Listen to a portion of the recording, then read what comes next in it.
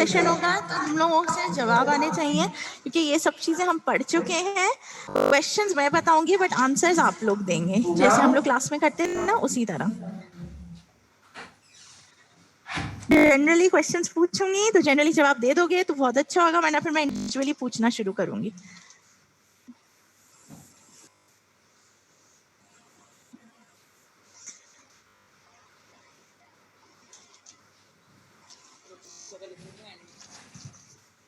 इस पेपर पे लिख लो ना।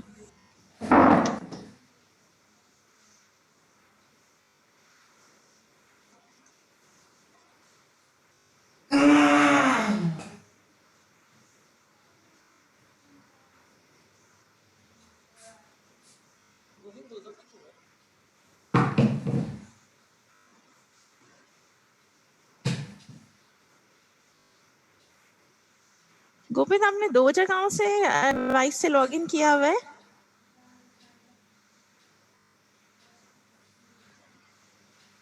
और सबने अपने नामों के आगे रोल नंबर लिखा है ताकि जल्दी जल्दी वो नोट डाउन हो जाए।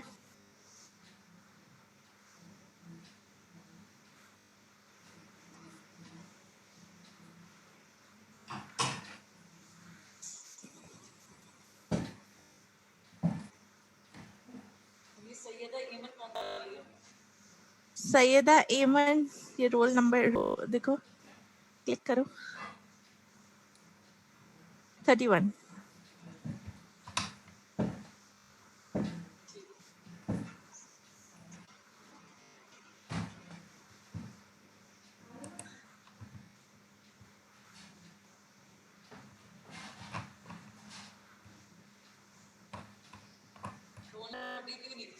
अभी बोलने के बावजूद आप भरीरा, बुशरा, आप लोगों ने अपने नामों के आगे रोल नंबर नहीं लिखे। जब आप लॉग इन करो, नेम पूरा होना चाहिए और साथ साथ रोल नंबर भी होना चाहिए, ताकि जल्दी जल्दी अटेंडेंस लग सके।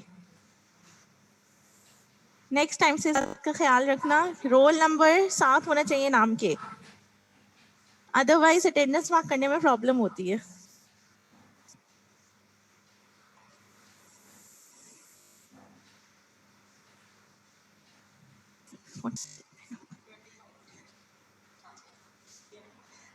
फोर्टी 48 हो गए। ठीक है, एंड में चेक कर लेंगे। हाँ प्लीज, थैंक यू। ओके, तो सबसे पहले आइडेंटिफाई करो क्या है, जल्दी से मुझे रिप्लाई करो।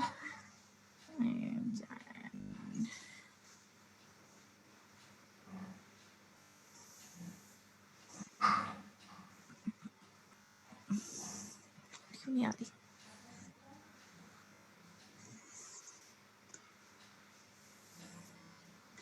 मतलब किसी को भी नहीं पता कि ये है क्या?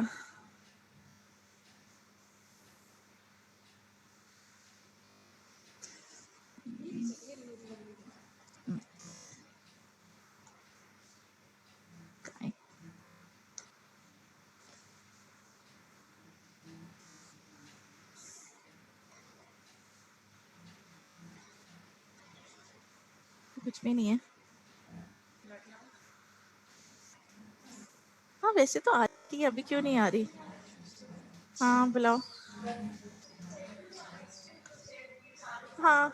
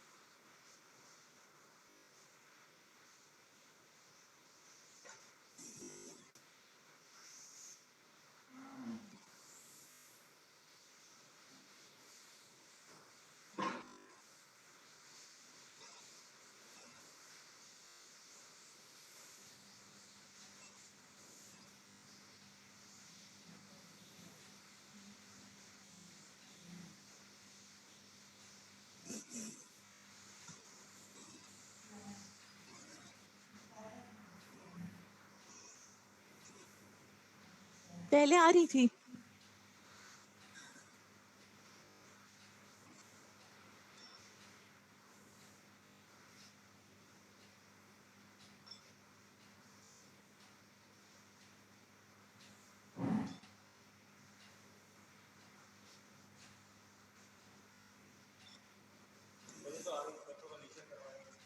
फिर अभी क्यों नहीं आ रही?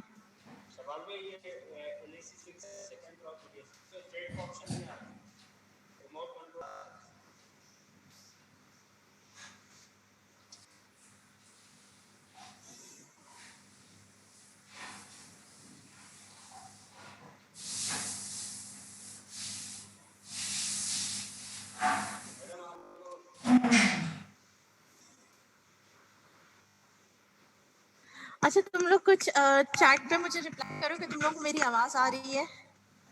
अगर आ रही है तो करो चैट पे।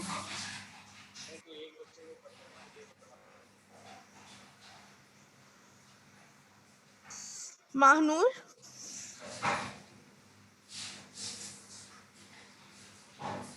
आवाज आ रही है? हाँ, आप लोगों को मेरी आवाज आ रही है तो रिप्लाई करो, चैट पे रिप्लाई करो।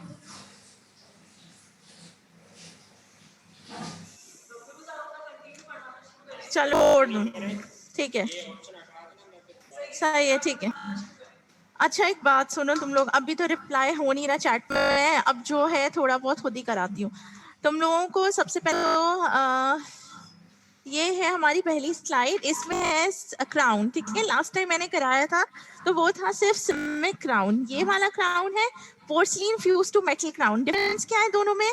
जो सिरेमिक क्राउन होगा उसमें ये मेटल नहीं होगा, ठीक है, बट जो porcelain fuse to metal crown होगा उसमें अंदर से मेटालिक नजर आएगा आपको, ठीक है, और ऊपर से पूरा इसमें सिरेमिक की वेनियरिंग हुई हुई है, ठीक है। तो ऊपर होगा porcelain, that is tooth coloured material, और अंदर आपको मेटल नजर आएगा। तो इसमें सबसे पहला क्वेश्चन तो आएगा आइडेंटिफाई।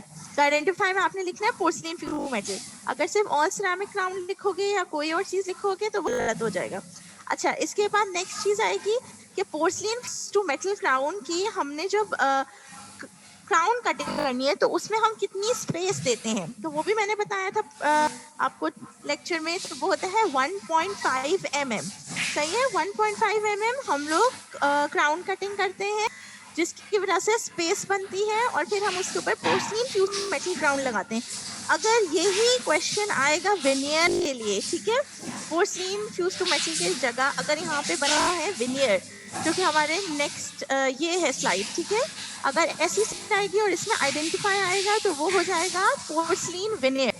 पोर्सलिन विनियर को आइडेंटिफाई करने के बाद अगर इसलिए पूछा जाए कि हमें कितनी ज़्यादा क्राउन कटिंग करनी है या हमें कितनी स्पेस लेनी है कि विनियर हमारा प्रॉपर्ली प्लेस हो जाए, तो यहाँ पे आएगा 0.5 mm। 0.5 mm is the space required to put a porcelain veneer, whereas अगर हमारा पोर्सलिन टू मेटल क्राउन आएगा तो उसका आएगा 1.5 mm। ये डिफरेंस है। इस तरह की भी पिक्चर आएगी, ठीक है। एक चीज तो इसमें आइडेंटिफाई हो गई पोर्सलिन विनियर। अब हो सकता है उसमें पूछे कि व्हाट आर विनियर्स, तो veneers are thin shell like materials which are fabricated close to the labial surface of the tooth, ठीक है।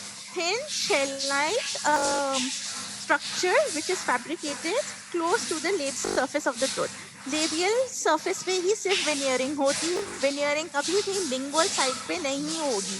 तो जब आप लेंगे डेफिनेशन उसमें labial surface of the tooth जरूर मेंशन करोगे। अब इंडिकेशंस पूछी जा सकती हैं, ठीक है। पोर्सलिन वेनियर की इंडिकेशन, इंडिकेशन क्या है? इंडिकेशन मतलब कि कहाँ हम प्लेस करते हैं उसको, ठीक है। तो वो होगा आपका डिसकलर्ड टीथ या स्टेन्ड टीथ। जो स्टेनिंग होगी या फिर डिसकलरेशन होगी। स्टेनिंग किन किन वजह से हो सकती है? बीटल चूइंग की वजह से हो सकती है स्टेनिंग। कुछ ऐसी हॉट एंड कोल्ड ड्रिंक्स हम लेते हैं जिसकी वजह से, जिसमें फूड कलरेशन होती है, उसकी वजह से स्टेनिंग हो सकती है। उसके अलावा दूसरी चीज़ हमारी डिसकलरेशन। डिसकलरेशन ज़्यादातर हमारे पास इन जो हमारे डेवलपमेंटल डिफेक्ट्स होते हैं उसकी वजह से होती है। तो डिसकलरेशन होगी ड्यू टू डेवलपमेंटल डिफेक्ट्स। अच्छा, इसके अलावा पूछा जा सकता है कि इसका सब्स्टिट्यूट क्या है?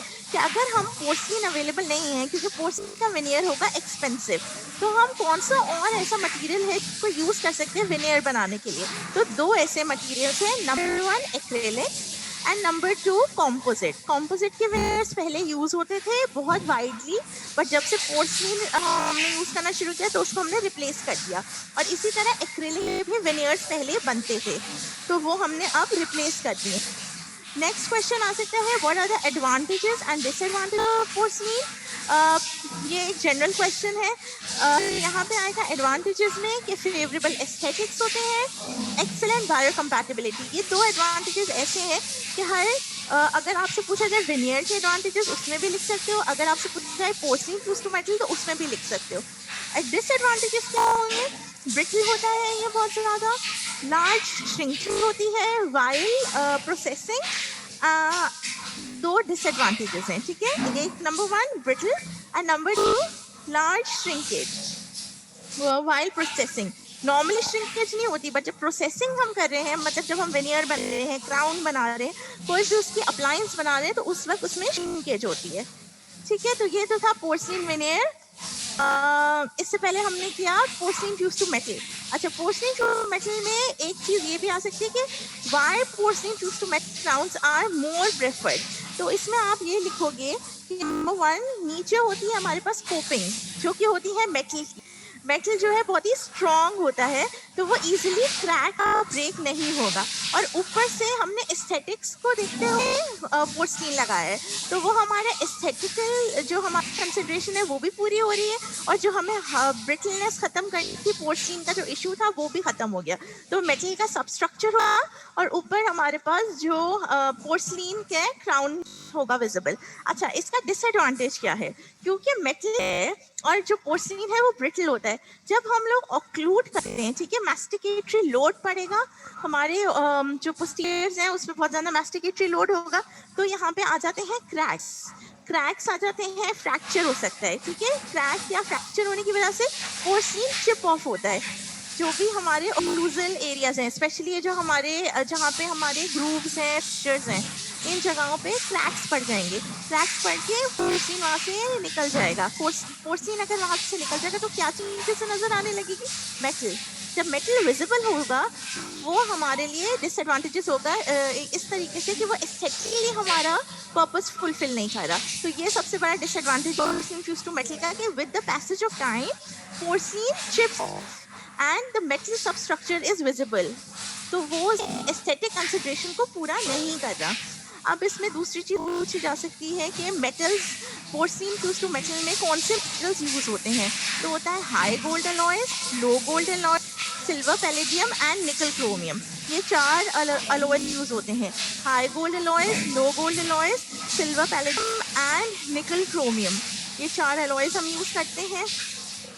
ओके, और इससे रिलेटेड ये पूछा जा सकता है कि कितनी क्राउन कटिंग होती है, वो हमने ऑलरेडी डिस्कस कर लिया है। अच्छा हाँ, एचिंग के बारे में ज़रूर क्वेश्चन आया है कि अगर हमने पोर्सलिन फ्यूज टू मेटल का क्राउन एच करना है तो हम किस चीज़ से करेंगे? मैंने बताया था जहाँ भी पोर्सलिन होता है हम एचिंग करते हैं हाइड्रोफ्लोरिक एसिड के साथ, और इनामल पे एचिंग होगी फॉस्फोरिक एसिड से। तो ये चीज़ आपने याद करनी है, जो इनामल की एचिंग होगी वो फॉस्फोरिक एसिड से होगी, और जो फिटिंग सरफेस होता है वो एच होता है हाइड्रोफ्लोरिक एसिड से। अगर वहाँ पे भी फॉस्फोरिक एसिड लिखोगे तो वो गलत होगा, उसके मार्क्स नहीं मिलेंगे।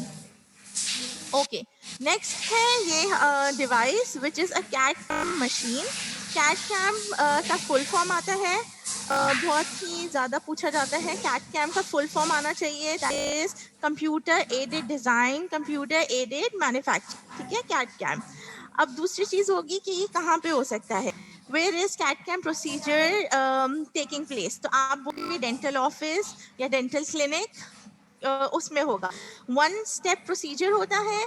अच्छा, इसका डिसएडवांटेज क्या है? नंबर 1 थोड़ा सा टाइम कंज्यूमिंग हो जाएगा, क्योंकि पेशेंट को काफ़ी देर क्लिनिक में वेट करना पड़ेगा जब तक हमारा ये पूरी क्राउन क्लियर नहीं हो रहा।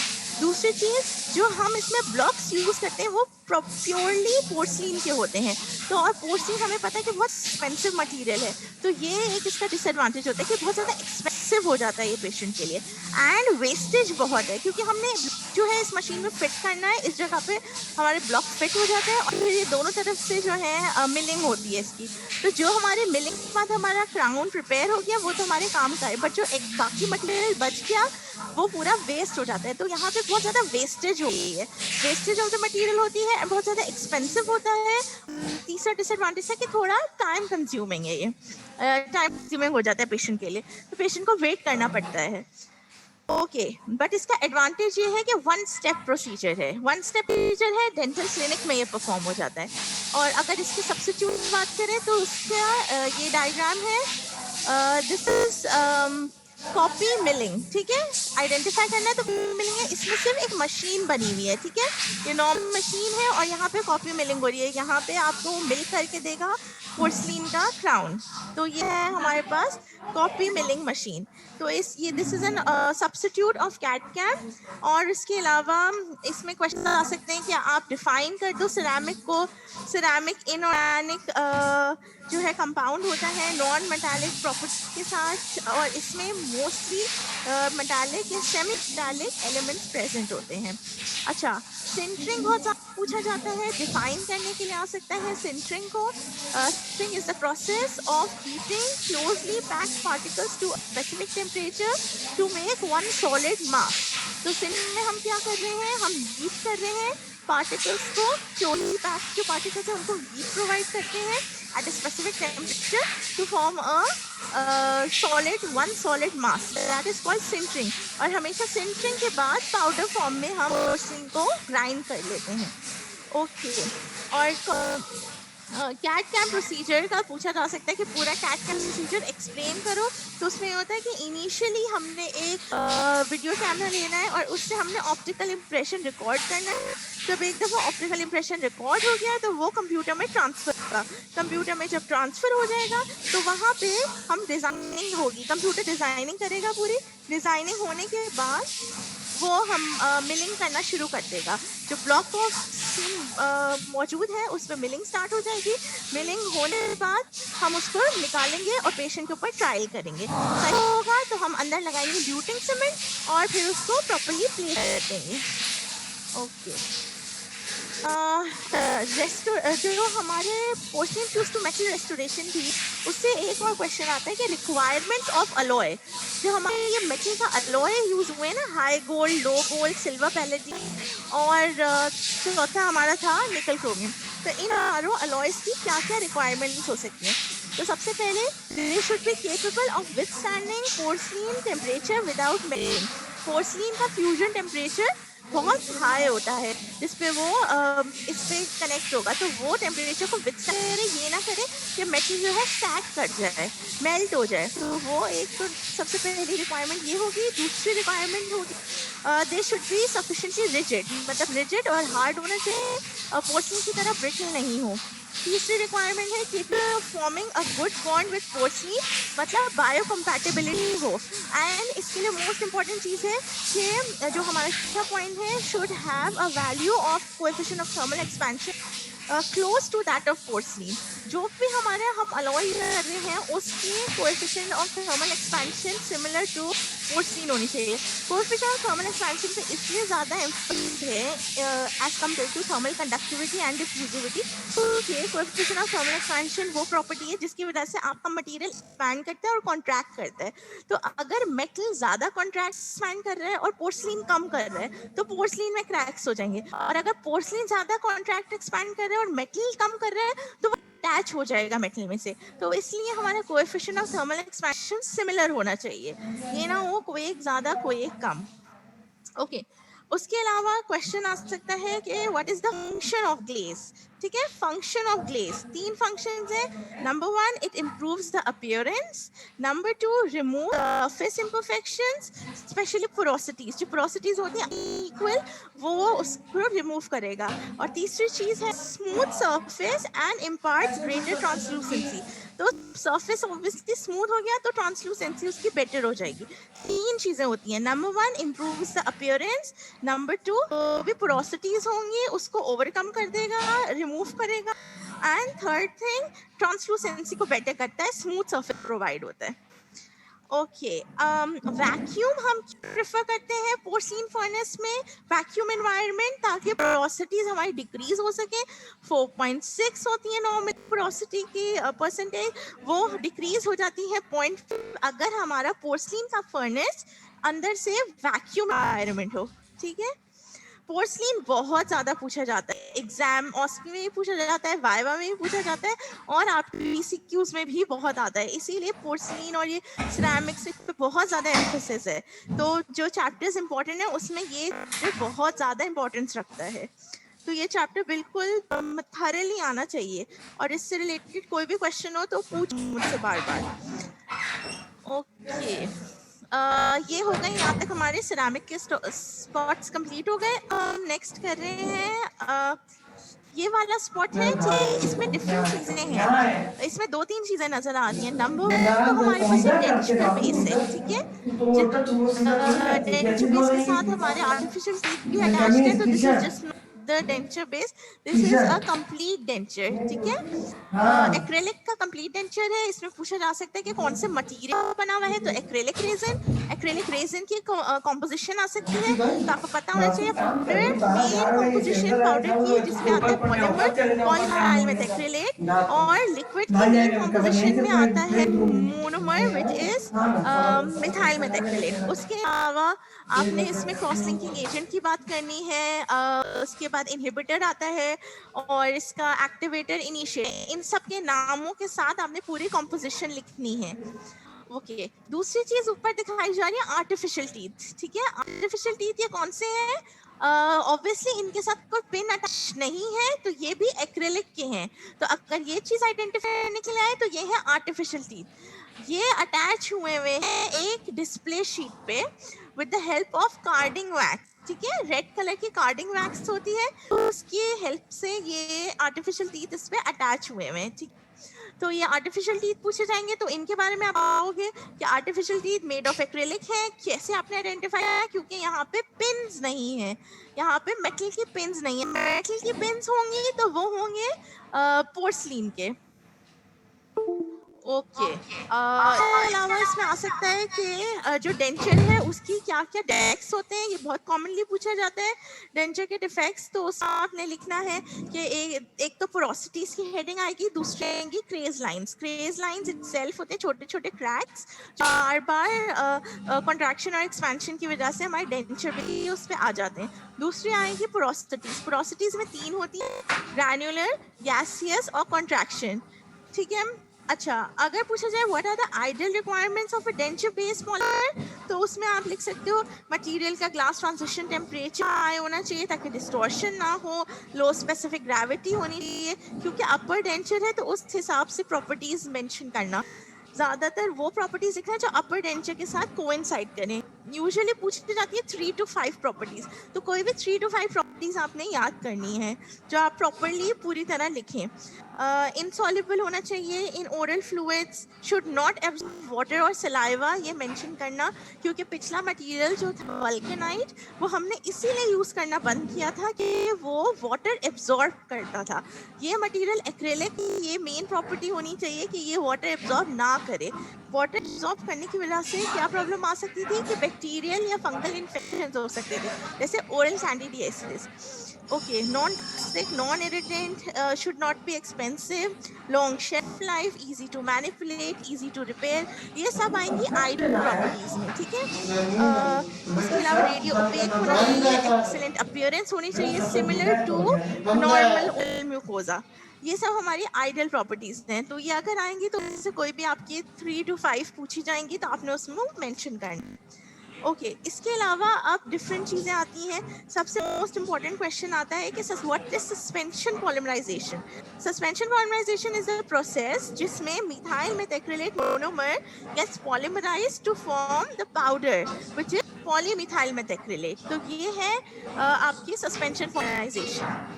उसके अलावा आएगा कि सब pigment which is use in denture based resin, तो यहाँ पे यूज होती है सॉल्ट्स ऑफ कैडमियम। इनहिबिटर का नाम बताएं, इनहिबिटर है हाइड्रोक्विनोन। अच्छा, what is the function of inhibitor? Inhibitor क्या करता है, जब आपका लिक्विड होता है और वो आपने स्टोर किया है, ठीक है, यूज में नहीं है, तो इनहिबिटर पॉलिमराइजेशन इनहिबिट करेगा। आपके लिक्विड में ऑलरेडी मोनोमर प्रेजेंट है, मोनोमर एक दूसरे से अटैच होकर पॉलिमराइजेशन करा सकते हैं, तो इनहिबिटर का काम क्या होगा कि वो पॉलिमराइजेशन को स्टॉप कराएगा इन द लिक्विड, जब लिक्विड एक स्टैग्नेंट पोजीशन पे पड़ा हुआ है। ओके, उसके अलावा मोस्ट इम्पॉर्टेंट आता है हमारे पास manipulated variables of acrylic resin, या फिर what are the transitional stages of acrylic resin. तो उसमें 5 स्टेजेस होती हैं: सैंडी, स्ट्रिंगी, डोई, रबरी, हार्ड। तो ये पांचों स्टेजेस आपसे पूछी जा सकती हैं। उसके अलावा है कि what are the reasons of closing the flask under high pressure. तो क्यों हम फ्लास्क को क्लोज करते हैं अंडर हाई प्रेशर? ताकि पॉलिमराइजेशन श्रिंकेज जो है वो रिड्यूस हो सके, उसके अलावा डो जो है फ्लो हो सके सारे पार्ट्स ऑफ द मोल्ड में, एंड फॉर्मेशन प्रिवेंट करे रेस्ड बाइट को। रेस्ड बाइट होगा तो हमें बाइटिंग और ओक्लूडिंग में प्रॉब्लम होगी। अच्छा, इसके अलावा ग्रैनुलर पोरोसिटी की वो उन्होंने रीज़न पूछा है कि क्या आ सकता है, तो वो इवेपोरेशन ऑफ मोनोमर। अगर हमने मोनोमर को प्रॉपरली इवेपोरेट होने से उसे प्रिवेंट नहीं किया तो हमारी ग्रैनुलर पोरोसिटी हो सकती है। गैसियस पोरोसिटी कब होती है?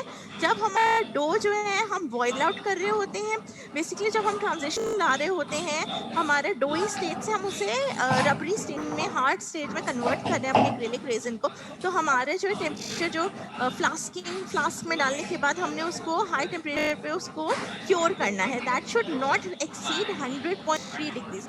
अगर 100.3 डिग्रीज से ज़्यादा एक्सीड करेगा तो वहाँ पे जिस जगह पे मोनोमर इवेपोरेट होगा वो जगह पे गैसियस पोरोसिटीज बन जाएंगी।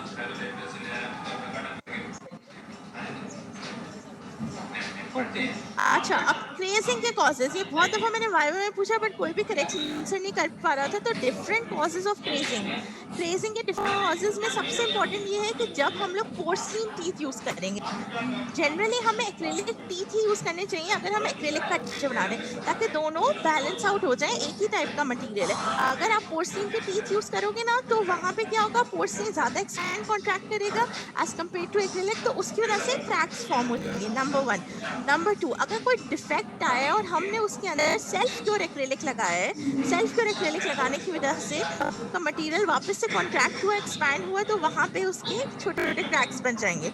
सेकेंडली, हमने अपने डेंचर को ड्राई ऑफ नहीं होने देना।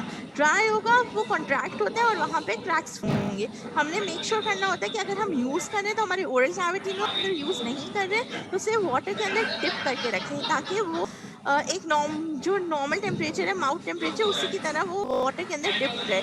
अगर उसको ड्राई ऑफ करोगे तो वहाँ पे कॉन्ट्रैक्शन की वजह से क्रेज लाइंस बन जाएंगी।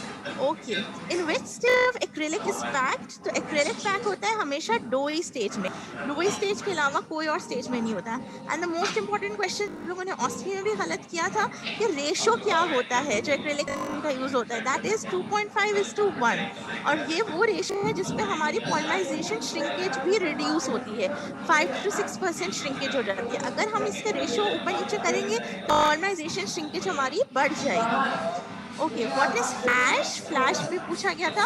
Flash is that excess material, जब हम अपना 2 पार्ट स्प्लिट मोल्ड को बंद करेंगे तो जो एक्सेस मटेरियल दोनों जहाँ पे फ्लास्क मीट करते हैं उस जगह से निकलेगा, कहलाता है फ्लैश। ओके, इसके अलावा ये पूछा जाता है कि जो आपका सेल्फ क्योर एक्रेलिक है और जो आपका हीट क्योर एक्रेलिक है उसके transition temperatures, heat cure acrylic का होता है 105 डिग्री सेंटीग्रेड और सेल्फ क्योर एक्रेलिक का होता है 90 डिग्रीज। ओके, अच्छा, एंड रेडियो ओपेसिटी जो है वो क्यों इम्पॉर्टेंट है? रेडियो ओपेसिटी इसलिए इम्पॉर्टेंट है इन अ डेंचर बेस कि अगर कोई part of the denture break off हो जाए हमें रेडियोग्राफ पे वो विजिबल हो। ओके, देन इटसेल्फ जो डेंचर है उसकी फिजिकल प्रॉपर्टीज पूछी जा सकती हैं कि सिर्फ फिजिकल प्रॉपर्टीज एक्सप्लेन कर कोई 3, तो फिजिकल प्रॉपर्टीज में आएगी कि उसका ग्लास ट्रांजिशन टेम्परेचर जो है वो आप बताओगे। उसके अलावा सॉरी, फिजिकल प्रॉपर्टीज में आप उसकी अपीयरेंस बताओगे, बताओगे, उसके डायमेंशनल चेंजेस होती हैं कि क्योरिंग के वक्त पोलराइजेशन श्रिंकेज होती है, अपीयरेंस उसकी कैसी है वो बताओगे, और उसके अलावा उसकी स्पेसिफिक ग्रेविटी के बारे में बात करोगे। उसके फिर मैकेनिकल प्रॉपर्टीज पे तो वहाँ पे हम उसकी फटीग लाइफ की बात करेंगे, इम्पैक्ट जो है इम्पैक्ट इसका फैक्टर कैसा है, और हम पूरे इम्पैक्ट स्ट्रेंथ और इम्पैक्ट स्ट्रेंथ की बात करेंगे, और हम फोर्सेस ऑफ मास्टिकेशन को ये मटेरियल रेजिस्ट कर सकता है या नहीं वो हम बात करेंगे।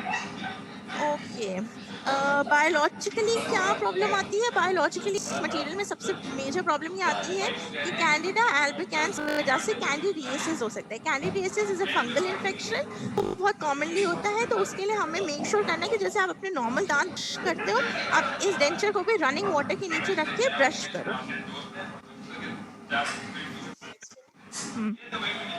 ओके, नेक्स्ट भी ये है, अगर ये आएगा आइडेंटिफाई करने के लिए तो आप इसमें लिखोगे कि this is a complete denture.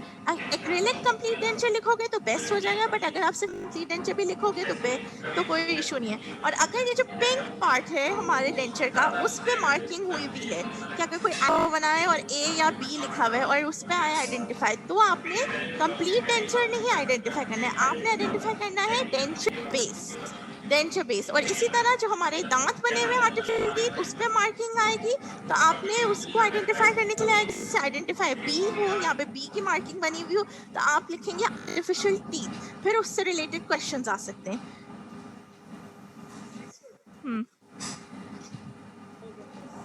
Okay, ये है हमारे कौन से वाले आर्टिफिशियल टीथ? ये है पोर्सलिन के, जो पढ़ाए गए थे आप लोगों को। देख रहे हो हर एक में एक स्क्रू अटैच्ड है, तो ऐसे होते हैं पोर्सलिन टीथ, ठीक है।